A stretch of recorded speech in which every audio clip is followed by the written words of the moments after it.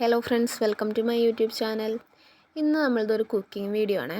എന്താ വെച്ച് കഴിഞ്ഞാൽ തമിഴ്നാട് സ്റ്റൈല് പുളിക്കുഴമ്പാണ് നമ്മൾ ഉണ്ടാക്കുന്നത്. പുളിക്കുഴമ്പ് എന്നൊക്കെ പറയും. നമ്മളതിൽ മെയിനായിട്ട് വേണ്ട ഇൻഗ്രീഡിയൻസ് വെച്ച് കഴിഞ്ഞാൽ ചെറിയ ഉള്ളി, വെളുത്തുള്ളി, കറിവേപ്പിൻ്റെ ഇല, പിന്നെ തക്കാളി, മുളക് പൊടി, മല്ലിപ്പൊടി, മഞ്ഞൾപ്പൊടി, ഉലുവ, കടുക്, വെളിച്ചെണ്ണ, ഉപ്പ്, പിന്നെ മെയിനായിട്ടുള്ളത് പുളിയാണ്. പിന്നെ നമുക്ക് വേണ്ടത് കായത്തിൻ്റെ പൊടി എല്ലാന്നുണ്ടെങ്കിൽ കായത്തിൻ്റെ ക്യൂബാണെന്നുണ്ടെങ്കിൽ ജസ്റ്റ് വെള്ളത്തിൽ കലക്കിയിട്ട് എടുത്താലും മതി കേട്ടോ. നമ്മൾ ഫസ്റ്റ് തന്നെ അതിലോട്ട് വേണ്ട ചെറിയ ഉള്ളി, വെളുത്തുള്ളി, തക്കാളിയൊക്കെ ഒന്ന് ജസ്റ്റ് കട്ട് ചെയ്തെടുക്കുന്നുണ്ട്. ചെറുതാക്കി കട്ട് ചെയ്യുകയാണേ. എന്നിട്ട് കട്ട് ചെയ്ത് കഴിഞ്ഞതിന് ശേഷം നമ്മൾ ഫ്ലെയിം ഓൺ ആക്കിയിട്ട് ഒരു പാൻ വെച്ച് അതിലോട്ട് വെളിച്ചെണ്ണയാണ് ഒഴിച്ചു കൊടുക്കുന്നത്. നമ്മൾ വീട്ടിൽ തന്നെ ആട്ടിച്ചതാണ് കേട്ടോ. പിന്നെ അത് ഒഴിച്ചു കൊടുത്തതിന് ശേഷം അതിലോട്ട് കടുകൊന്ന് പൊട്ടി വരുന്ന ടൈമിൽ തന്നെ നമ്മൾ അതിലോട്ട് ഉലുവ ഇട്ട് കൊടുത്തിട്ടുണ്ടായിരുന്നേ. എന്നിട്ട് അത് ഉലുവ ഒന്ന് ജസ്റ്റ് ഒന്ന് കളറ് മാറി വരുന്ന ടൈമിൽ നമ്മൾ ചെറിയ ഉള്ളി കട്ട് ചെയ്ത് വെച്ചിട്ടുണ്ടായിരുന്നല്ലോ, അതിട്ടിട്ട് ഒന്ന് ഇളക്കി കൊടുത്തിട്ടുണ്ടായിരുന്നേ. എന്നിട്ട് അതിലോട്ട് വെളുത്തുള്ളി ഇട്ടിട്ട് ലേശം ഉപ്പ് ഇട്ടിട്ട് ഒന്ന് വഴറ്റി എടുത്തിട്ടുണ്ടായിരുന്നേ. നമ്മൾ ഓവറായിട്ട് ഉപ്പിട്ട് കൊടുത്തിട്ടില്ല, കാരണം നമ്മൾ ലാസ്റ്റ് പുളിയൊക്കെ പിഴിഞ്ഞ് അതൊന്ന് കുറുകി വരുന്ന ടൈമിൽ ഉപ്പ് പാകത്തിനാക്കിയാൽ മതി. പിന്നെ നമ്മൾ തക്കാളി ഇട്ട് കൊടുത്തിട്ട് അതൊന്ന് മൂടി വെച്ച് വേവിച്ചിട്ടുണ്ടായിരുന്നു. എന്നിട്ട് നമ്മളതൊന്ന് സ്മാഷ് ചെയ്തെടുത്തിട്ടുണ്ടായിരുന്നു കേട്ടോ. പിന്നെ അതിലോട്ട് കറിവേപ്പിൻ്റെ ഇല ഇട്ട് കൊടുത്തിട്ടുണ്ടായിരുന്നു. പിന്നെ പൊടികളായിട്ട് മല്ലിപ്പൊടി ഈ ചെറിയ സ്പൂണിൽ 4 സ്പൂൺ ഇട്ടിട്ടുണ്ടായിരുന്നു.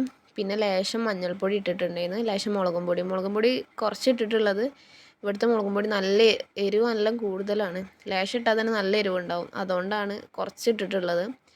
നിങ്ങൾക്ക് എരിവിനനുസരിച്ച് ഇടാം കേട്ടോ. പിന്നെ കായത്തിൻ്റെ പൊടി ഇല്ലാത്തതുകൊണ്ട് കായത്തിൻ്റെ ക്യൂബ് ജസ്റ്റ് വെള്ളത്തിലൊന്ന് അലിയിച്ചിട്ട് ഒഴിച്ചു കൊടുക്കുകയാണ് ചെയ്തിട്ടുണ്ടായിരുന്നത്. പിന്നെ നമുക്ക് മെയിനായിട്ട് വേണ്ട സാധനമാണ് പുളി. ഇതിൻ്റെ പേര് തന്നെ വരുന്നത് പുളിക്കുഴമ്പ് എന്നാണല്ലോ, അപ്പോൾ മെയിനായിട്ട് വേണ്ടത് പുളിയാണല്ലോ. അത് നമ്മൾ ചെറിയൊരു നമ്മളെ കൈയിൻ്റെ ഇതിൽ ചെറിയൊരു എടുത്തിട്ടുണ്ടായിരുന്നുള്ളൂ, ചെറിയൊരു ബോൾ പോലെ, കുഞ്ഞ ബോൾ പോലത്തെ ഇതിൽ. എന്നിട്ട് അത് നമ്മൾ വെള്ളത്തിലിട്ടിട്ട് നന്നായിട്ട് പിഴിഞ്ഞെടുത്തിട്ടുണ്ടായിരുന്നു. ഫസ്റ്റ് പിഴിഞ്ഞതും നമ്മൾ ഒഴിച്ചിട്ടുണ്ട്.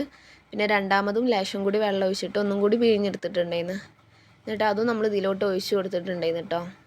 എന്നിട്ട് അതെല്ലാം കൂടി ഒന്ന് മിക്സ് ചെയ്തെടുത്തതിന് ശേഷം നമ്മൾ ഹൈ ഫ്ലെയിമിലാക്കിയിട്ടുണ്ടായിരുന്നു. അത് നല്ല തിളച്ച് നമുക്ക് കിട്ടണം. തിളച്ചിട്ട് ഇതുപോലെ ആയി കിട്ടാൻ വേണ്ടി നമ്മൾ ഹൈ ഫ്ലെയിമിലാക്കിയിട്ട് മൂടി വെച്ചിട്ടാട്ടോ വേവിച്ചിട്ടുണ്ടായിരുന്നത്. പിന്നെ കുറച്ച് കഴിഞ്ഞ ടൈമിൽ നമ്മൾ മൂടി തുറന്ന് വെച്ചിട്ടുണ്ടായിരുന്നു. എന്നിട്ട് ഒന്ന് കുറുക്കി എടുത്തിട്ടുണ്ടായിരുന്നു കേട്ടോ. അപ്പോൾ നമ്മൾ ഉപ്പൊക്കെ നോക്കിയപ്പോൾ ഉപ്പ് ലേശം കുറവിന്ന്, അപ്പോൾ ആവശ്യത്തിനുള്ള ഉപ്പൊക്കെ ഇട്ടിട്ടുണ്ടായിരുന്നു. അങ്ങനെ നമ്മൾ അതിൻ്റെ ഫ്ലെയിം ഓഫ് ചെയ്തിട്ട് കുറച്ച് ടൈമൊന്ന് മൂടി വെച്ച് കുറച്ചൊന്ന് തണുത്തതിന് ശേഷം നമ്മൾ ചോറിൻ്റെ കൂടെയാണ് കഴിച്ചിട്ടുണ്ടായിരുന്നത്. ഇത് നമുക്ക് ചോറിൻ്റെ കൂടെ വേണമെങ്കിലും പിന്നെ ഇത് തൈര് സാദത്തിൻ്റെ കൂടെയും കഴിക്കാൻ പറ്റും കേട്ടോ.